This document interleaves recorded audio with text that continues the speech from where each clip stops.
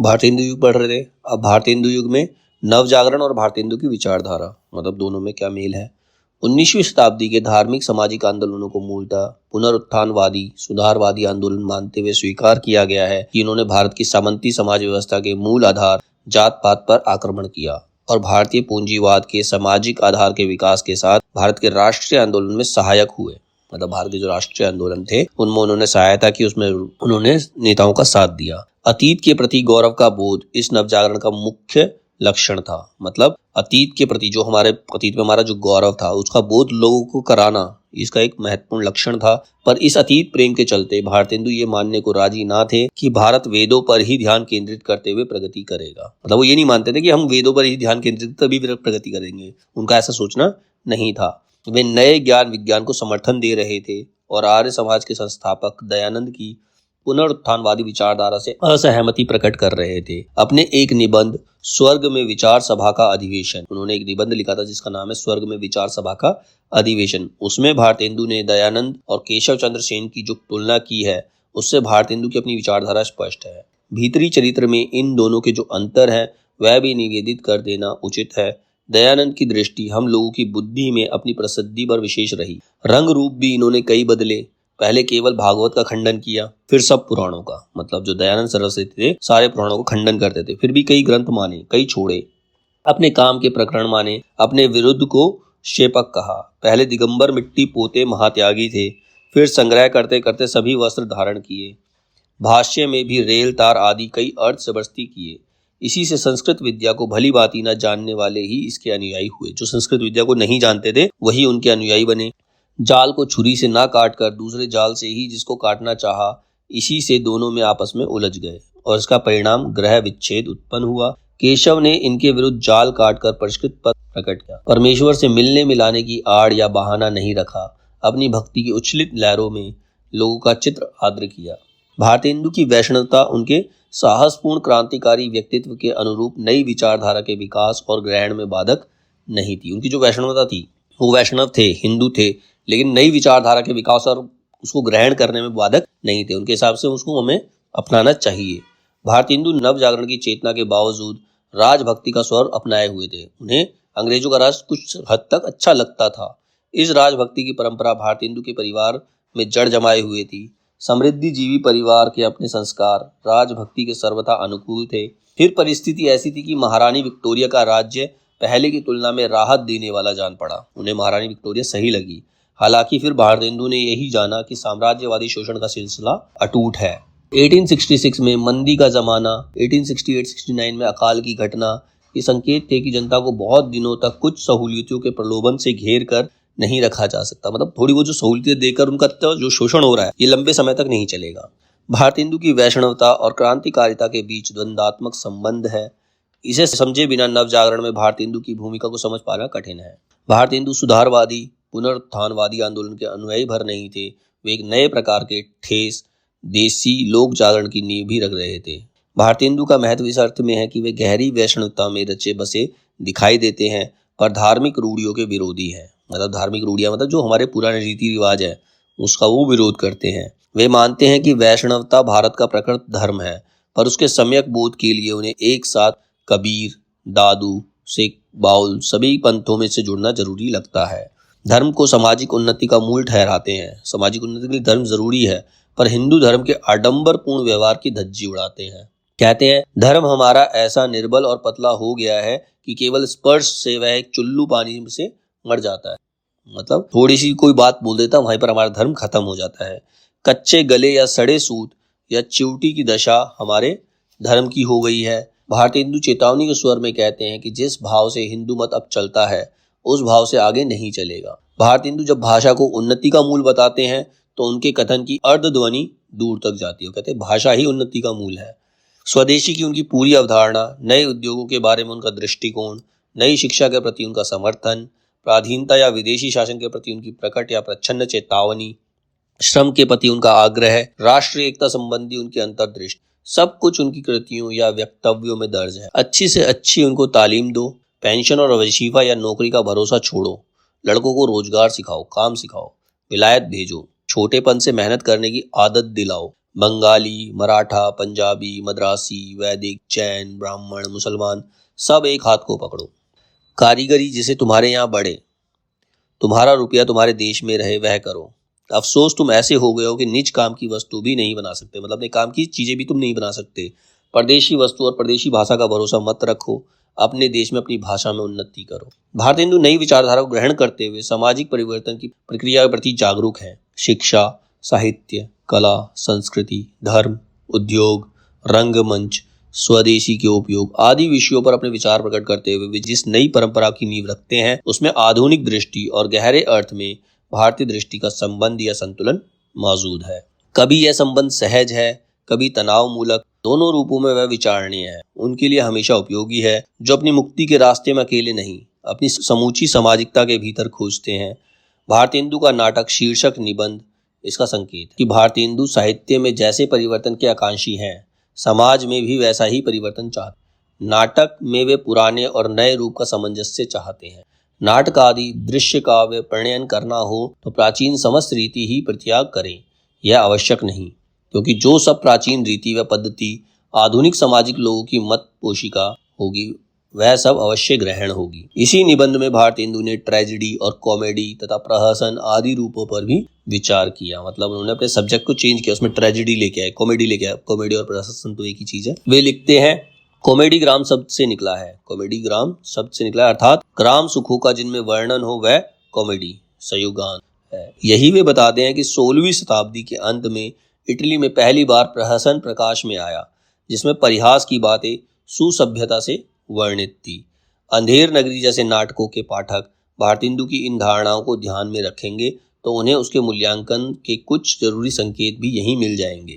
मई सन 1879 के आसपास भारतीय हिंदू ने जातीय संगीत जैसे विषय पर लिखकर पहली बार ग्राम गीतों के मर्म की ओर तथा उनकी सामाजिक उपयोगिता की ओर ध्यान आकृष्ट किया, मतलब जो उनके ग्राम गीत हैं वो कितने सही हैं उसकी तरफ लोगों का ध्यान आकर्षित किया। यह बात सब लोग जानते हैं कि जो बात साधारण लोगों में फैलेगी उसी का प्रचार सार्वदेशिक होगा, मतलब जो नॉर्मल जनता तक बात जाएगी वही आगे फैल सकती है। और यह भी विदित है कि जितना ग्राम गीत फैलते हैं, जितना काव्य को संगीत द्वारा सुनकर चित्त पर प्रभाव होता है उतना साधारण शिक्षा से नहीं होता।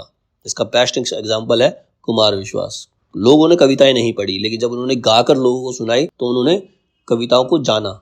आंसू जैसी कविता कई लोगों ने नहीं पढ़ी होगी, लेकिन जब उसने कुमार विश्वास जी ने गाया तो लोगों ने सुना उसको। तो वही कहते हैं जो ग्राम गीत का असर पड़ता है, जो गीतों का असर पड़ता है वो और किसी का असर नहीं हो सकता, और साधारण शिक्षा से इसे असर नहीं आ सकता। यह थी भारतीय हिंदू साहित्य या नाट्य रूप संबंधी समझ, जिसके बल पर उन्होंने 1881 में अंधेर नगरी जैसा नाटक लिखा। तब हास्य विनोद या विनोद व्यंग के लिए लेखकों में कैसी रुचि थी, यह भारतीय हिंदू के समकालीन लेखकों प्रताप नारायण मिश्र, बाल मुकुंद गुप्त आदि के उदाहरण से स्पष्ट है। प्रेमचंद जैसे सामाजिक चिंता प्रधान लेखक भी अंधेर नगरी के वास्तविक महत्व को 1913 तक नहीं समझ सके थे। उसे उन्होंने राष्ट्रीय सामाजिक प्रश्नों पर हास्य व्यंग्यपूर्ण चुटकुलों के रूप में ही देखा था। उनको महत्ता नहीं पता चली उसकी। यद्यपि वे साहित्य में हास्य व्यंग्य की भूमिका का सार्थक उपयोग करने वाले लेखक थे। व्यंग से सामाजिक आलोचना तक की यात्रा करने वाले अथवा व्यंग से सामाजिक आलोचना का उद्देश्य सिद्ध करने वाले लेखकों में ही भारतीय हिंदू आते हैं। निराला और प्रेमचंद आते हैं। लेवी, प्राण लेवी, अत अंग्रेज स्त्रोतम लिख्यते भारतीय हिंदू की व्यंग क्षमता के अनोखे उदाहरण हैं। स्त्रोत की भाषा भंगिमा यह है, चुंगी और पुलिस तुम्हारी भुजा है, तुम्हारे हाथ है, अमले तुम्हारे नख हैं, अंधेरा तुम्हारी पीठ है, आमदनी तुम्हारा हृदय है, अतः हे अंग्रेज हम तुम्हें प्रणाम करते हैं। खजाना तुम्हारा पेट है, लालच तुम्हारी शुदा है, भूख है, सेवा तुम्हारे चरण है, खिताब तुम्हारा प्रसाद है, अतः हे विराट रूप अंग्रेज हम तुम्हें प्रणाम करते। कहना ना होगा इस व्यंग्यपूर्ण भाषा की मार दोहरी है। ऐसी भाषा का उपयोग भारतीय हिंदू के नाटकों में प्राय देखा जा सकता है। इस जमीन पर आगे चलकर नागार्जुन के मंत्र जैसी कविताएं लिखी हैं। स्वत्व निज बारते गए भारतीय हिंदू की नव जागरण संबंधी विचारधारा का मुख्य मुद्दा है। आलोचना पत्रिका के अंक 79 के संपादकीय में नामवर सिंह ने टिप्पणी की है, यह स्वत्व वही है जिसे आजकल अस्मिता कहते हैं, सेल्फ रिस्पेक्ट। राजनीतिक स्वाधीनता इस स्वतंत्र प्राप्ति की पहली शर्त है। कवि वचन सुधा की इस घोषणा के साथ ही भारतीय हिंदू ने यह आशा व्यक्त की, जिस तरह अमेरिका उपनिवेशित होकर स्वाधीन हुआ, वैसे ही भारतवर्ष भी स्वाधीनता लाभ कर सकता है। इसके बाद भी यह सच है कि नव जागरण के इस दौर के साहित्य में राजनीतिक स्वाधीनता का स्पष्ट स्वर कम ही सुनाई देता है। यद्यपि मौखिक रूप से रचा गया ऐसा लोक साहित्य उपलब्ध है जिसमें इस चेतना को अभिव्यक्ति मिली। इसे अलग से प्रमाणित करने की आवश्यकता नहीं है कि भारतेंदु हिंदी नवजागरण से प्रेरणा और स्फूर्ति ग्रहण कर रहे थे। हिंदी प्रदेश के नव जागरण की विशेषता यह थी कि इसे लेखक साहित्यकार ही अभिव्यक्त कर रहे थे, ना कि समाज सुधारक या इतिहास चिंतक। अब इसके बाद है भारतेंदु के नाटक।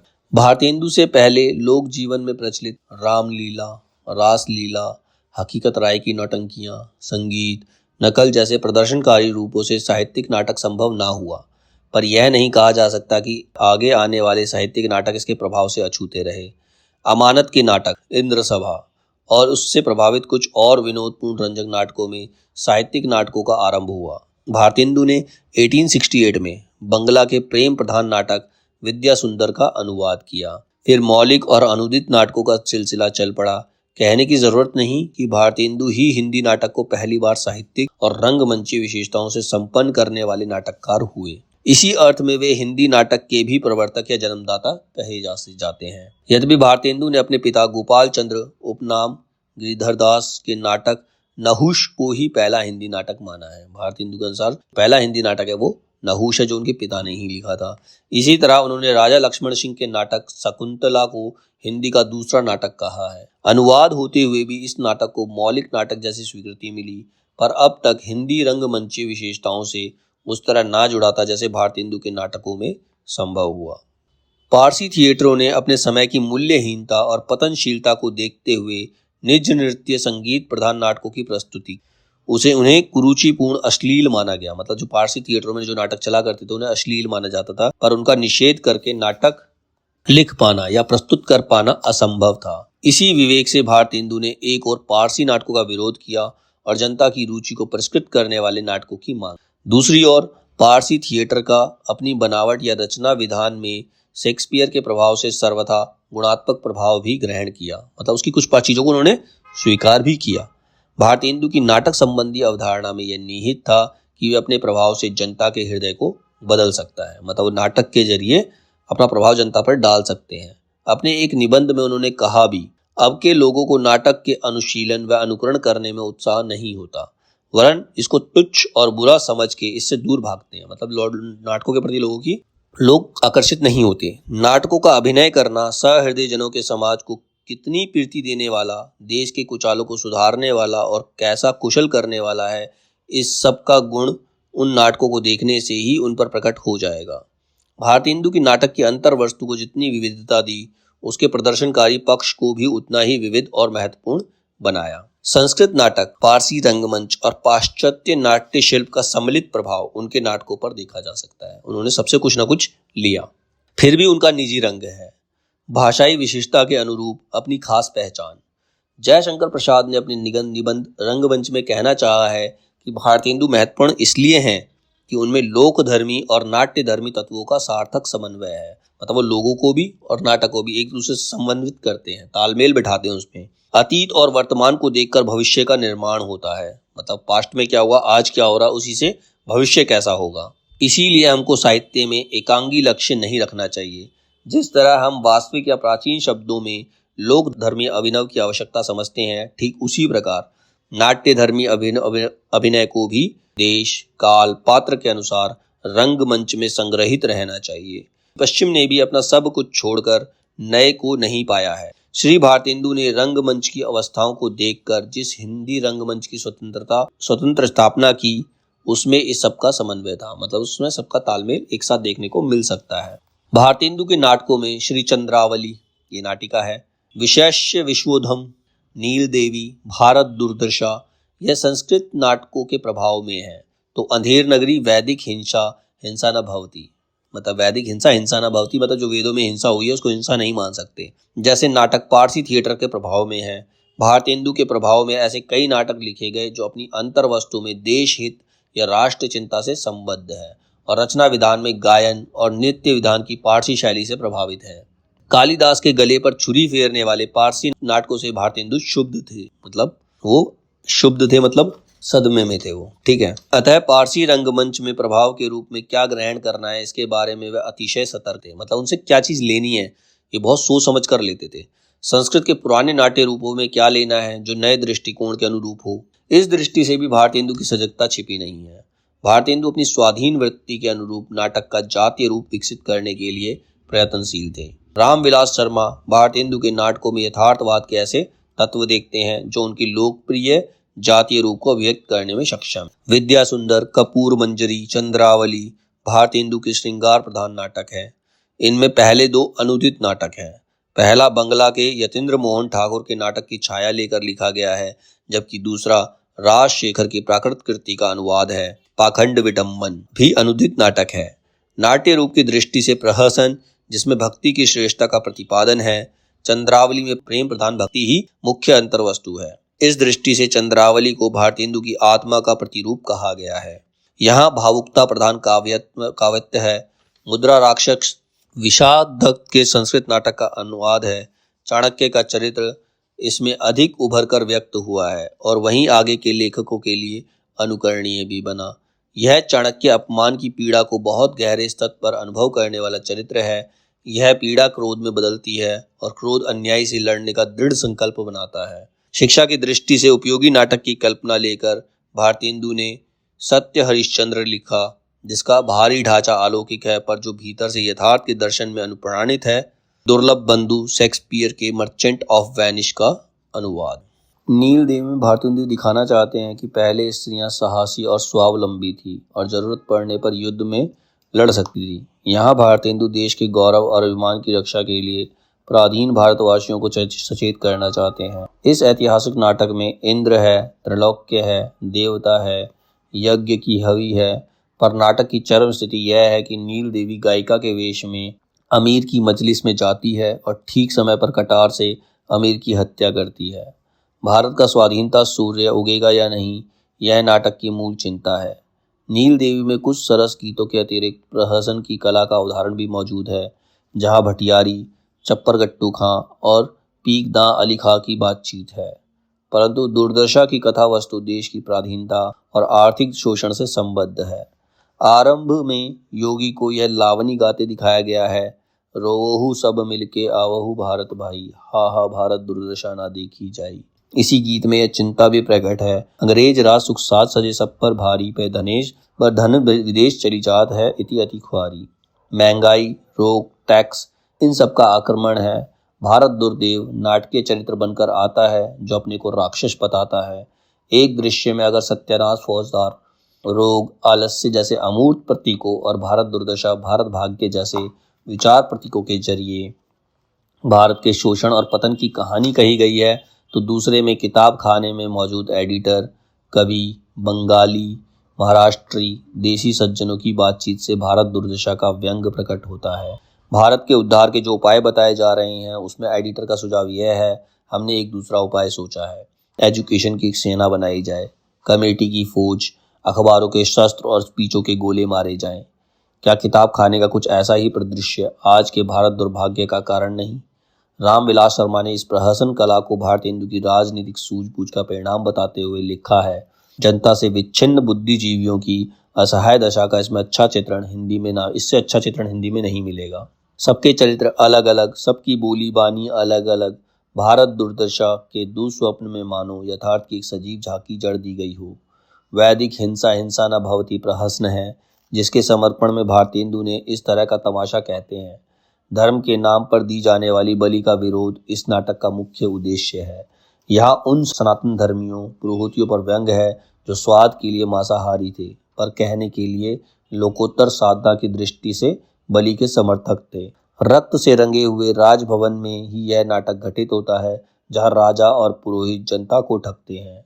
यहाँ भी हम देख सकते हैं कि भारतेंदु के लिए प्रहसन का उद्देश्य केवल मनोरंजन नहीं है, प्रहसन में भी शिक्षा देना चाहते हैं। मनोरंजन के बहाने कुसंस्कारों, कुरीतियों पर प्रबल आक्रमण है। प्रहसन कला का आधार है अपने समाज का यथार्थ अनुभव और सामाजिक परिवर्तन के लिए गहरी चिंता। मंदिरों के भीतर के अनाचार को इतने साहसपूर्ण ढंग से भारतेंदु ही 19वीं शताब्दी के उत्तरार्ध में उद्घाटित कर सकते थे, जबकि पुनरुत्थानवाद काफी प्रभावशील नाटक था। नाटक के अंत में शैव और वैष्णव एक ही भरत वाक्य कहते हैं, जिसका आशय है सभी मतों के लोग एक हों, राजकर से छुटकारा हो, मेघ समय पर जल बरसाएं, लोग सच्ची कविता की ओर प्रवृत्त हों। विशेष्य विश्वोत्तम एक पात्रीय नाटक है जिसमें एक ओर राजभक्ति की प्रदर्शित है तो दूसरी ओर देसी राजाओं की अक्षमता का बयान और अंग्रेजी राज की स्वार्थपरता की कड़ी आलोचना। इस नाटक में भारतेंदु ने भाड़ कहा है। मल्हार राव व्यभिचार के चलते गद्दी से उतार दिए जाते हैं। भंडाचार्य इस समूची परिस्थिति पर टिप्पणी करता चलता है। वह मल्हार राव की विलासिता की तुलना मोहम्मद शाह के ज़माने में नादिर शाही हुई, वाजिद अली शाह से लखनऊ ही छूटा, अब देखें इनकी कौन गति होती है। अंग्रेजी राज कैसे फैला, इस पर भंडाचार्य कहता है, धन्य है ईश्वर, सन 1599 में जो लोग सौदागरी करने आए थे वे आज स्वतंत्र राजाओं को यूं दूध की मक्खी बना देते हैं। जो राजा अंग्रेजों की कठपुतली हो चले थे उनके लिए भंडाचार्य का कहना है, कलकत्ते के प्रसिद्ध राजा अपूर्व कृष्ण से किसी ने पूछा था कि आप लोग कैसे राजा हैं, तो उन्होंने उत्तर दिया, जैसे शतरंज के राजा, जहां चलाइए वहां चले। यह नाटक की भारतेंदु की व्यंग क्षमता का प्रमाण है। यद्यपि एक पात्रीय होने के कारण उसका नाटक प्रभाव सीमित है। प्रेम जोगिनी एक अधूरा नाटक है जिसमें काशी के जीवन की झलक देते हुए संस्कृति रूपों का उल्लेख है। एक वह जो भारतीयों को दीन का पुरुष और अक्षम बनाती है, दूसरी वह जो उस तरह की हीनता से उबरना चाहती है। भारतेंदु मुख्य रूप से उन निठल्ले लोगों की खबर लेते हैं जो मंदिरों में फैले अनाचार में लिप्त हैं। वे अनाचार के कारण भी हैं, उपकरण भी। काशी की पतनशील संस्कृति पर भारतेंदु का व्यंग अत्यंत तीखा और स्पष्ट है। अंधेर नगरी चौपट राजा एक तरह से भारतेंदु की अब तक की तैयारी की महत्वपूर्ण फलश्रुति है। एक लोकप्रिय प्रहसन जिसका राजनीतिक अर्थ समय के साथ हर दौर में नया और सटीक होता जाता है। राज्य व्यवस्था, जातिवाद, उच्च वर्गीय काहिली, इस सब पर तीखा व्यंग नाटक के पूरे वातावरण में व्याप्त है। रामविलास शर्मा ने इस नाटक की व्यंग्यार्थ संपन्न अंतर्वस्तु पर टिप्पणी करते हुए कहा है, भारतेंदु ने अंधेर नगरी चौपट राजा की लोक कथा लेकर उसमें नई जान डाल दी है। उन्होंने ये दिखाया है कि पुराने लोक संस्कृति के रूपों को राजनीतिक चेतना फैलाने के लिए किस तरह से इस्तेमाल करना चाहिए। अंधेर नगरी चौपट राजा पर अलग से विचार करने के लिए पहले महज संयोग है कि मेरा ध्यान 18वीं-19वीं शताब्दी के हिंदुस्तानी शायर नज़ीर अकबराबादी के आकृष्ट किया, जिसके व्यक्तित्व, जीवन, समय और रचनाओं के आधार पर हबीब तनवीर ने आगरा बाजार जैसा नाटक लिख डाला। दोनों अलग रंग की कृतियां हैं और उनमें तुलना करने का कोई औचित्य नहीं है, पर क्या इसका भी कोई अर्थ नहीं कि नज़ीर के सामने जमाना वही है जब राजतंत्र की बुनियादें हिल चुकी थी, मुगल साम्राज्य खत्म हो रहा था, देश में अंग्रेजों की सत्ता बढ़ रही थी, चारों तरफ लूट खसोट मची हुई थी। आगरा बाजार में ककड़ी वाला, तरबूज वाला, लड्डू वाला, बर्तन वाला, पनवाड़ी वैसे ही आते हैं जैसे अंधेर नगरी में कबाब वाला, चने चोर गरम वाला, नारंगी वाला, हलवाई, कुंजड़िन, मेवे वाला पठान, चुरना वाला आते हैं। अंधेर नगरी अंग्रेजी राज्य का ही दूसरा रूप है। इसमें संदेह नहीं कि भारतेंदु ने नाटकों का उपयोग सामाजिक राजनीतिक चेतना के प्रसार के लिए किया और ऐसा करने के लिए उन्होंने इस माध्यम को लोकप्रिय शैली के रूप में ढालने के लिए निरंतर प्रयत्न किया।